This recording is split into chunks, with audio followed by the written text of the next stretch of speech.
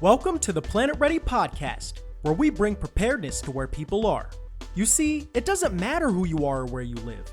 Everyone faces unique risks and vulnerabilities to their future.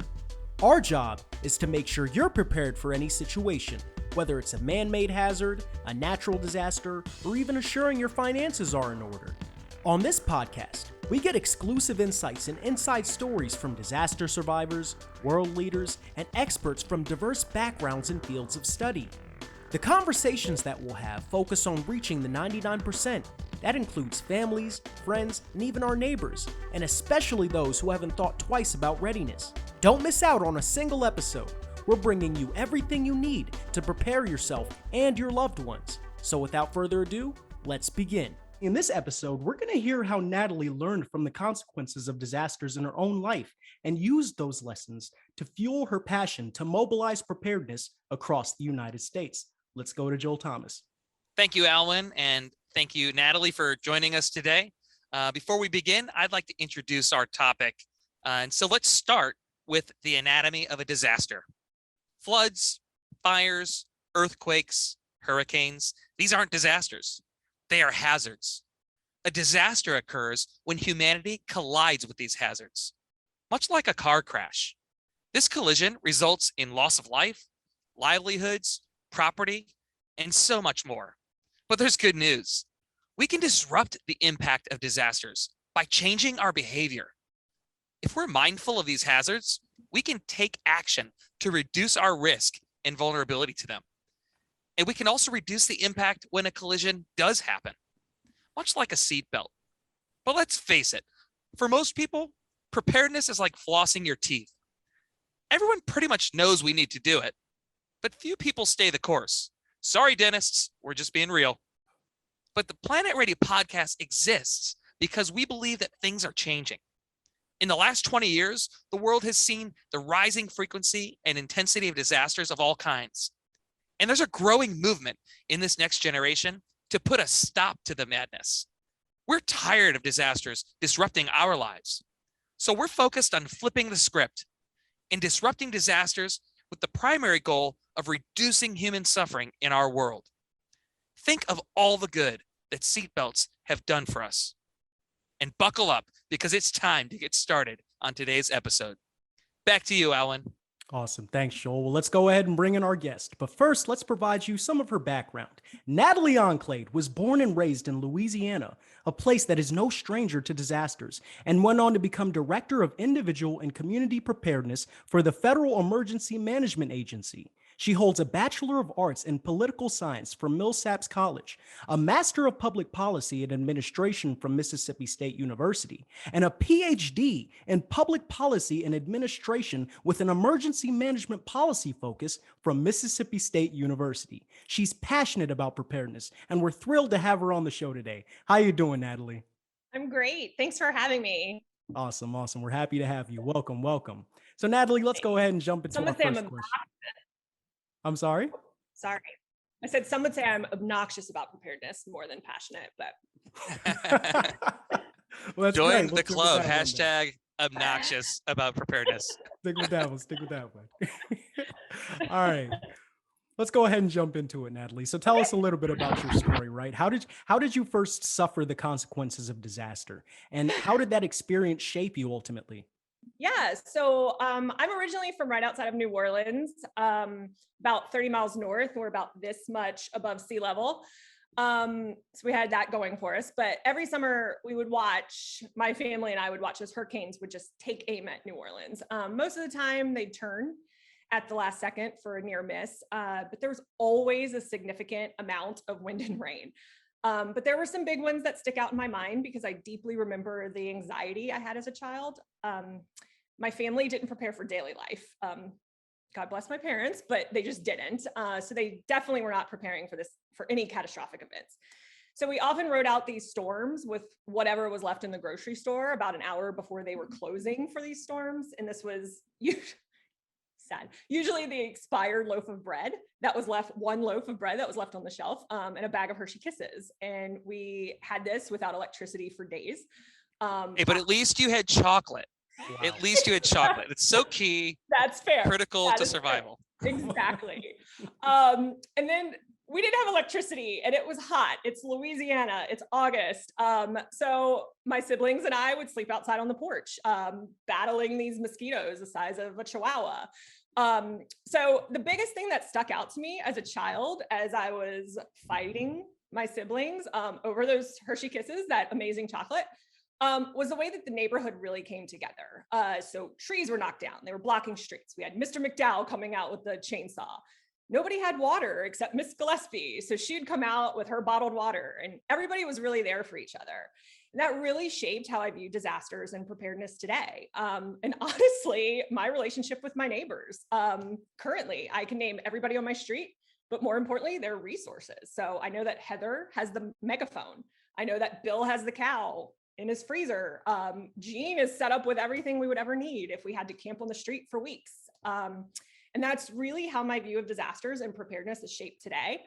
And why I will always, always, always preach individual and community preparedness. Thanks, parents. I like that 100%. I myself tend to put a huge amount of emphasis on community preparedness as well. Everybody being in tune, everybody being locked in, everybody understanding who they need to go to for help, and understanding how we can all coordinate as part of a larger effort to prepare not only ourselves, but our friends and families and just the whole community at large. So that's something that I definitely believe very much in as well. So let's talk a little bit about your experience, right? How does your experience shape your academic career and pursuits and eventually your priorities when you served as FEMA's Director of Individual and Community Preparedness? Yeah, absolutely.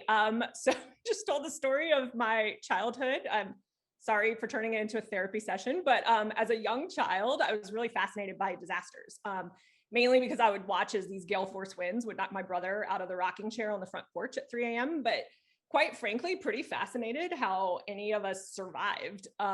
Yay, resilience. But watching the Katrina coverage of home was just heartbreaking. And I knew that there had to be a better way to do things. So as a public policy grad student, once that roof blew off the Superdome, I knew I was going to turn that degree into an emergency management focus. I'm about to show my age here, which not thrilled about, but I'm going to do it anyway for our listeners in the name of preparedness.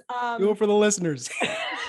At the time, there weren't any emergency management graduate programs, at least none that I knew of, or if there were very few.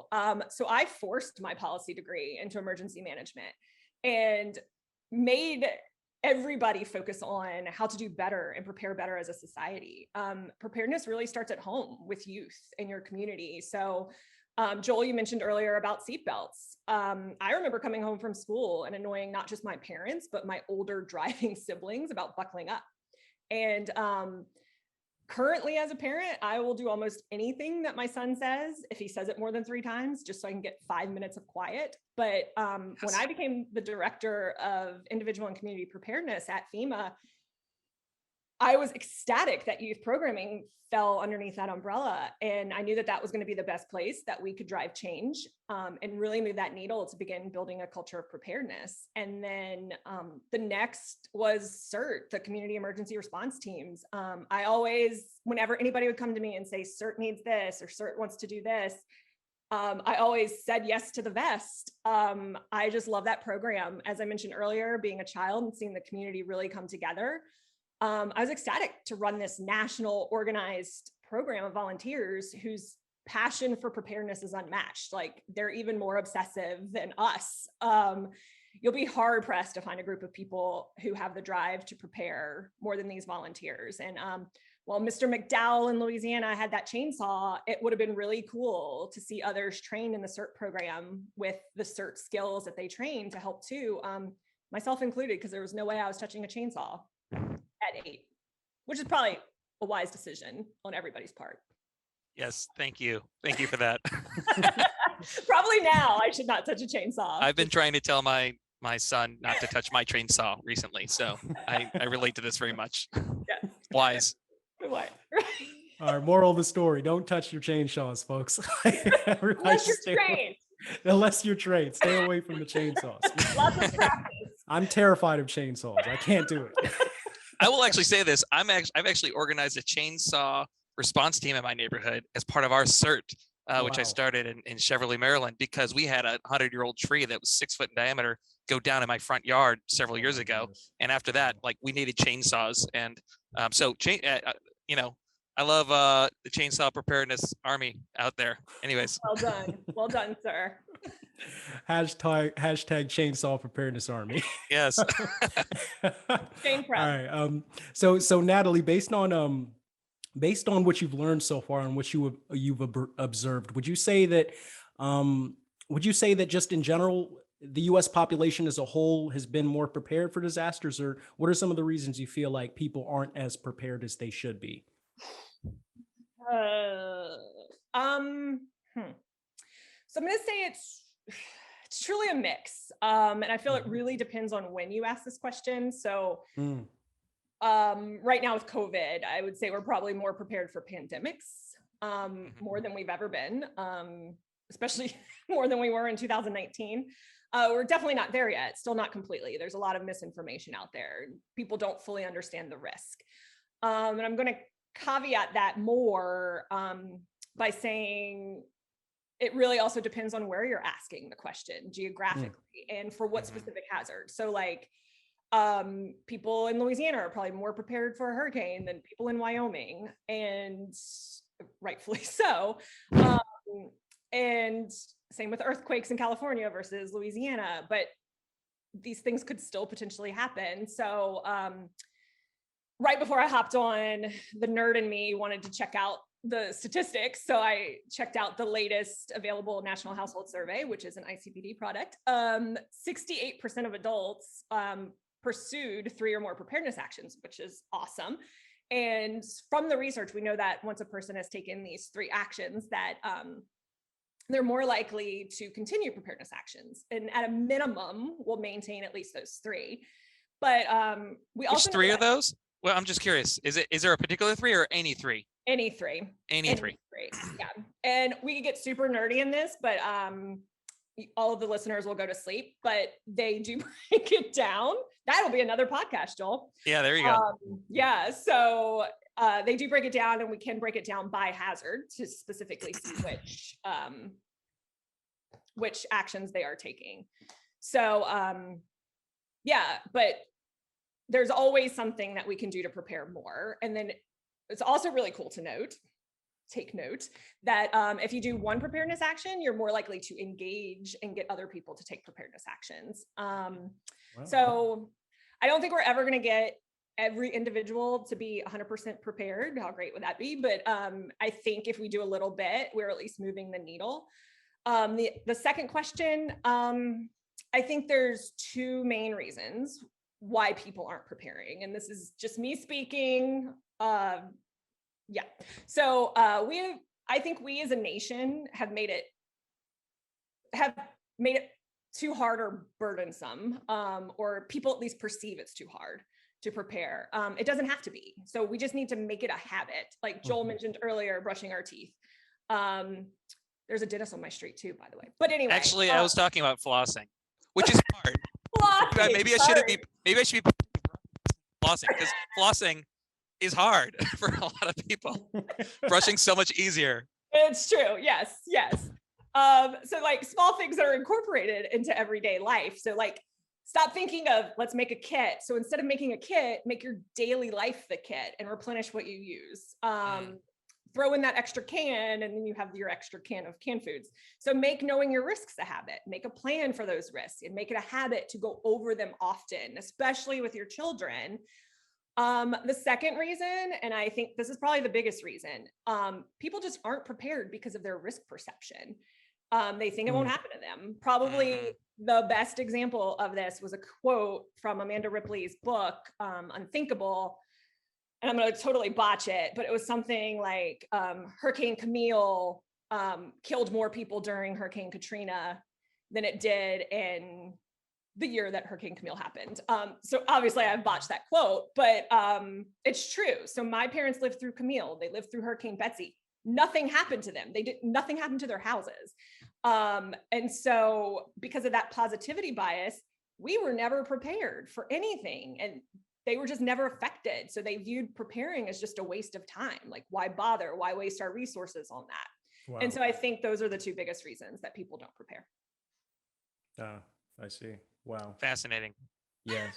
You see, sometimes because I'm a much younger gentleman. Sorry. What is that supposed to mean? Sorry to put you both in a category right there, but yes.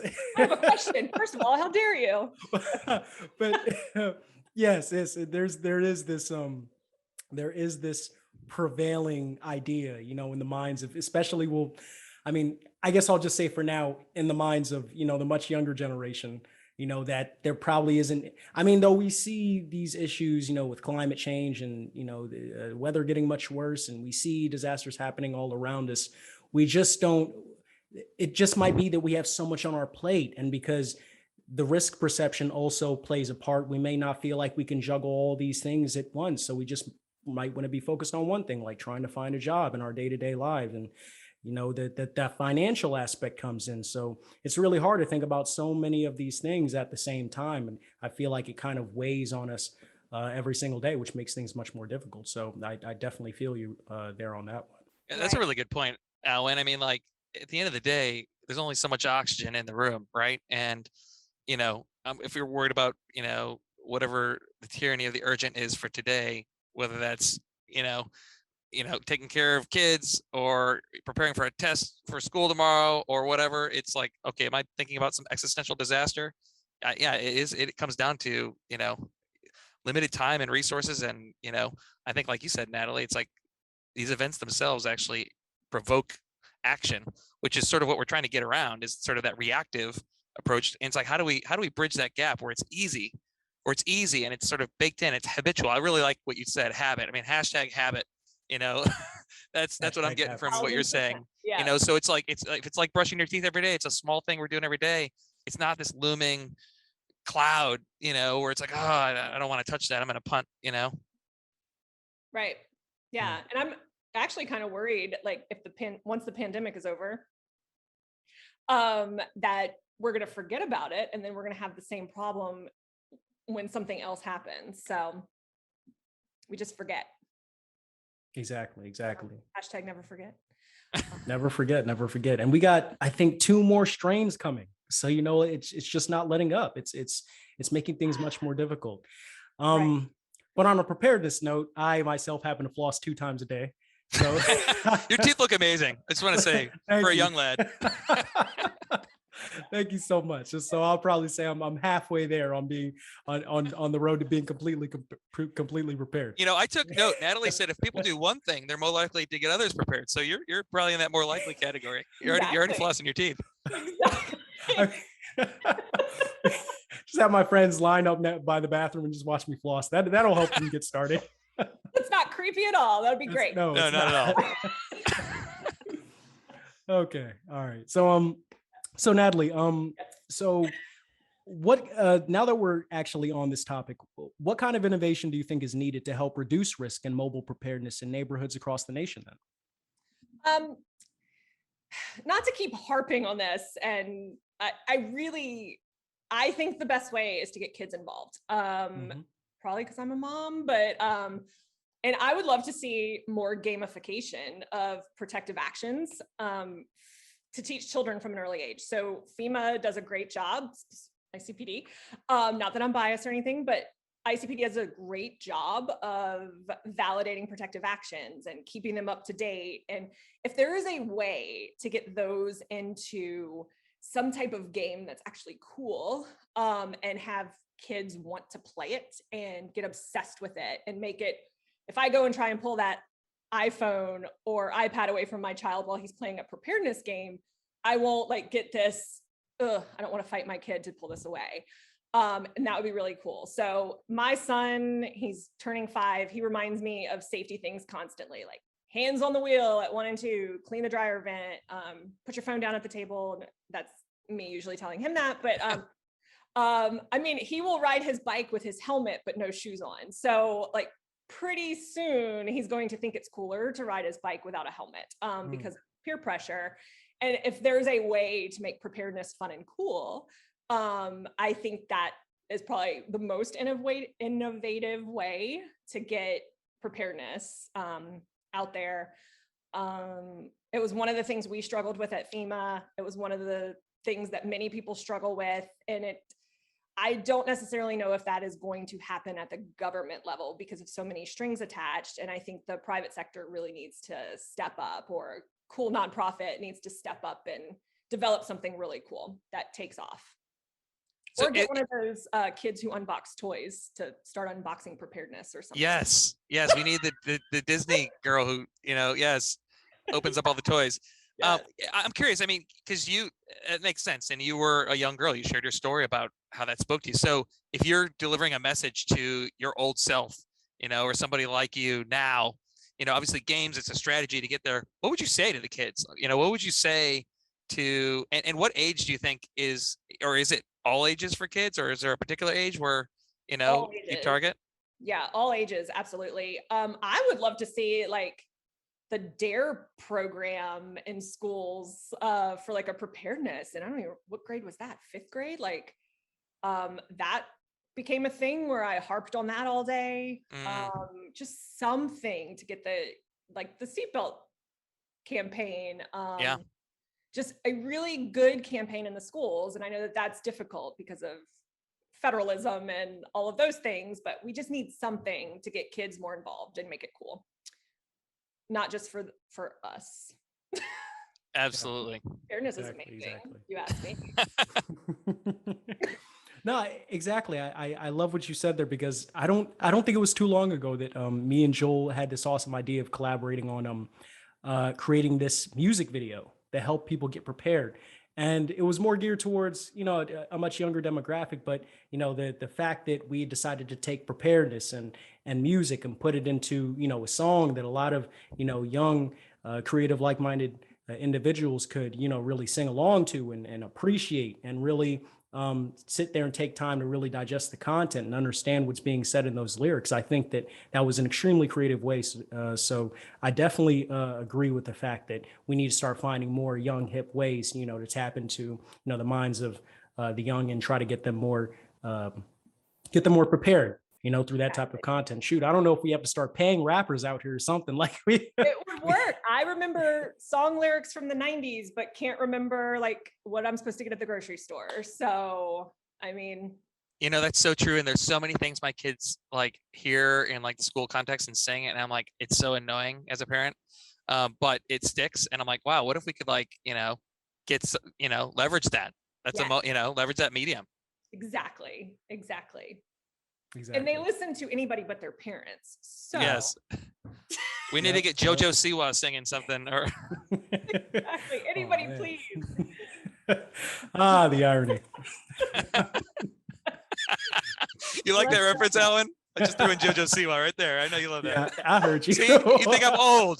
We're super hip, Alwin. You get 1 point. Joel. One. That was at least a 2-pointer. Catch up, Natalie. But anyway, so Natalie, so given our current moment, right, with the pandemic that's still at play and, the seasonal hazards rearing their heads, what final thoughts would you like to offer our listeners?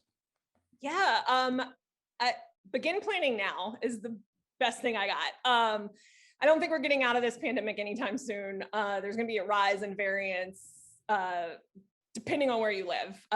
We don't even know what's coming. So, and that's not great news for sheltering. And so plan what you're going to do in case you need that shelter of last resort. Those are going to be some super spreaders there. Don't forget that hurricanes are not just coastal events. This has been drilled into me. Where it rains, it can flood. My final thoughts, listen to your local officials so they know your latest risks for your specific area. And yeah. One more. Check into your local Cert, your Cert groups. Say yes to the vest. Look at that. Awesome. You even have a hat. I'm not even gonna put it on my head because we're not. I've been a Cert member for a long time and I never got one of those hats. Where do I get one? We'll talk offline. Yeah, we'll talk offline. I'll put you in touch with people. I know the people. All right. But yes, check into your local CERT, and that is my final answer. That's it. So. And that is a right. community emergency response team for anybody who's wondering. Yep. Yes. All right. Well, I cannot wait to put both of you in the hot seat because now it is time for the variety segment. Now, I know both of you didn't see this coming, right? But guess what? We're going to play a game. It doesn't matter what you think, but not just any game. You see, Isn't I this would game like just to for our welcome- host or for our guest? Oh no! This is. Oh, for you my too, internet's Joel. really Yeah, bad. you're- Uh-oh. both of you are gonna see what this is like in a second. You Uh-oh. see, well, this is the Planet Ready trivia segment. Now, this is the most fun part of the podcast, if I say so myself. The Planet Ready trivia is an awesome game show segment where we put our guests in the hot seat. Now, we ask you a series of questions related to your field of knowledge, and if you get it right, you get bonus points from the audience. But if you get it wrong, well, Natalie knows this better than anybody. You just might get your your PhD taken away. You- To be fair, nobody has taken my PhD away yet. They may after this. Oh, okay. So you don't want to get these answers wrong. Are both of you ready to play? Let's do it. Maybe. Awesome. All right. So Natalie, it looks like you're first. So here's your first question. What year was FEMA formed? Ooh, easy. Ooh. Do I get extra points if I know the date? The full date? If you know the full date, you get like a whole bunch of points. So, April 1st, 1979. no way. I actually did. Wow. Okay. That Really? was quick. Wow. That did. I knew it was 1979, but how'd you know April 1st? Because That's it's April Fool's Day, and I always thought that was hysterical. wow. Oh, wow. Wow. Memorable. Imagine how everybody must have felt that day. Like, Just oh, like, this is not real. Is it real? I don't know. Haha, If it's you real. created a federal emergency agency. Just kidding. Oh, you did. Okay, got it. Oh, okay. Yes. So you really want us to get prepared. All right, Joel, you're next. Let's see what you can do. Let's see if you can beat Natalie's time on that. 'Cause I think that was like less than 2 seconds. That Jesus. was like, 1.3 seconds. That was Olympic quality right there. It was very impressive. Okay, Natalie came prepared. All right, Joel. So here's your question. What country did the strongest earthquake on record occur?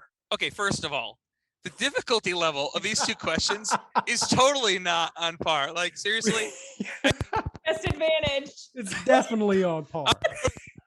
can I have like a phone a friend? Like, do we have like a continent? You're asking me what country the I wish strongest we- I earthquake wish we occurred. Do we have a did. continent? I wish we did. You're embarrassing yourself here, Joel. Come on, Well, Joel. I You mean, got there's so this. many fault lines. I mean, I think about memorable earthquakes. People always think about California. There's big earthquake fault line in New Madrid, like Mississippi River Valley. But there's earthquakes all over the world, in South Asia, China, Chile,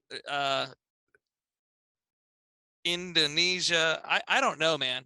If I was going to say, did you say the most impactful, or the strongest in terms of Richter scale? Yeah, was what's the strongest in terms of Richter scale? The strongest earthquake on record to occur. Oh, man. You got You're looking this. for a number? You got this. Now I'm looking for the country. The country. Oh, And what I mean- country?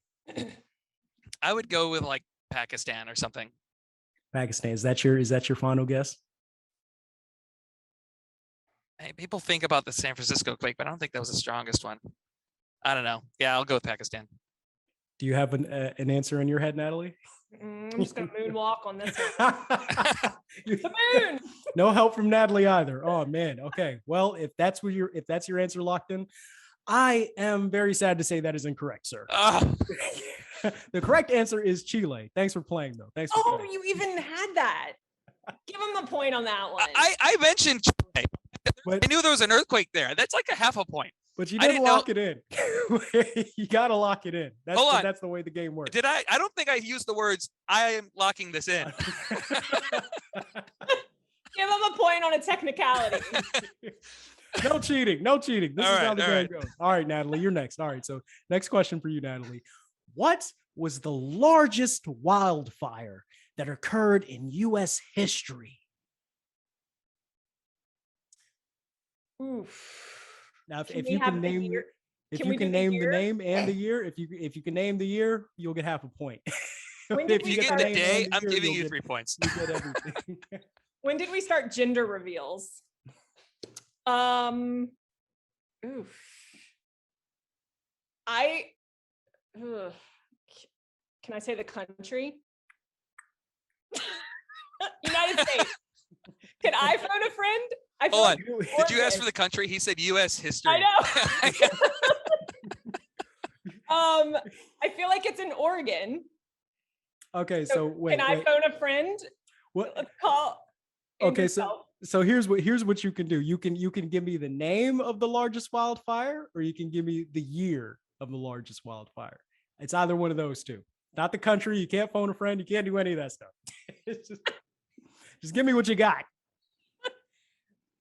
I'm gonna say 2001. And that is incorrect. I'm sorry.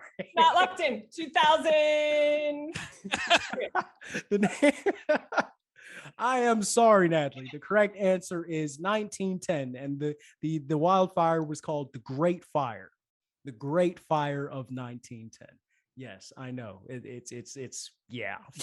The name itself is very nowhere near that. Okay. All right. And All right. Joel, this last one's for you. Let's see if you can get a redemption over here, because Natalie's right. still blowing you out the water. Like, you might not keep your PhD at the end of the day. All right, here's your question. What was the most powerful Atlantic hurricane ever recorded? For the win. Most powerful Atlantic hurricane Ever recorded. So we're talking like, when you say powerful, we're talking like category 5 type thing, or wind speed, or I guess that is wind speed. Well, I don't know. I'm stuck on these Chihuahua mosquitoes that Natalie mentioned earlier. And I'm thinking Pretty big. I'm thinking somewhere in like Louisiana. But then again, I don't know. It could have been the hurricane that happened in Wyoming. Or the one that might happen. I kid. But I would any say name out there. Hurricane. What you got? What you got? Well, I mean, I would either say, I mean, I think, you know, I think of a couple big years. I think 2005, Katrina maybe, but I don't remember. I know that was bad, but I feel like there was another one that was stronger. You know, the last couple of years we've had a bunch of hurricanes. I would. The clock I'm is gonna ticking. go with Katrina. It's ticking. You're going with Katrina? Yeah. Locked in? Locked in? Locked in. That answer is locked in. That answer is incorrect, sir. Oh! Can I? You can, okay, yeah, sure. Oh, wow. I didn't. If you got the answer, well then shoot, enlighten us. Maybe Wilma 2005. No way. Is that right? No way. That's correct. Nice. So I said 2005 had some bad storms. He did. I did. Wow. He gets some points. Just, you know, just it was like points. a half. There's like a half point in there. I feel like I got 2 half points in this game. For me, it was a toss up between Wilma and Katrina. So let's Katrina was too obvious. Wow. Okay. Wow. I mean, okay. Let's tally the points up. Okay. So, I think Joel, you're sitting at around a half a point. Hold on, but if we calculate the level of difficulty, isn't there like a form factor for? That's true. I wish. I don't know. The fire. That was a tough question. That was tough. That was tough. Yeah. You know what? I have to give Natalie credit though. You nailed the FEMA date. That was pretty precise. That was, you know, kudos, props. That was actually really awesome. I would have realized picked April 1st. I realized that Joel and I are old, and you probably thought we were alive for that fire, but we weren't. Just to be clear. To be clear. I would also encourage our listeners to, you know, go on Google and maybe see if you can find the actual answer. That is, if these answers that we're disputing today are not correct. I would encourage them. So do your own research. But I will say, as of now, the answers stand. All right. That you've been listening to the Planet Ready Up segment. Answers locked in. This is how we do it, people. Thank you so much for playing, y'all. Really appreciate it. Thank you. Natalie, Joel Thomas. It was really awesome to have both of you on. That's it for this episode, everyone. We want to go ahead and give a special thanks once again to our guest for joining us today, Natalie Enclade. If you'd like to find out more about her, you can visit her at LinkedIn at Natalie E. And don't forget to check out our planetready.com platform. It's a premier online disaster risk reduction and emergency preparedness platform for individuals, families, houses of worship, businesses, and governments. This is where we bring disaster preparedness to where people are. I also want to give a special thanks to our audience for tuning in today, because these episodes would not be possible without you. We want to thank you all so much for tuning in, and we can't wait for you to join us on our next episode. So in the meantime, we hope you get ready for it. Thank you so much, Natalie. Thank you so much, Joel. Thank you. You've been listening to the Planet Ready podcast, proudly brought to you by Spin Global, a public benefit corporation that exists to disrupt disasters from neighborhoods to nations. Do you have questions or a topic you'd like us to explore? You can reach us at podcast@spinglobal.org. Make sure you subscribe to our YouTube channel at Planet Ready by Spin Global. Don't forget to visit planetready.com and prepare yourself and your community on the world's premier online disaster risk reduction and emergency preparedness platform.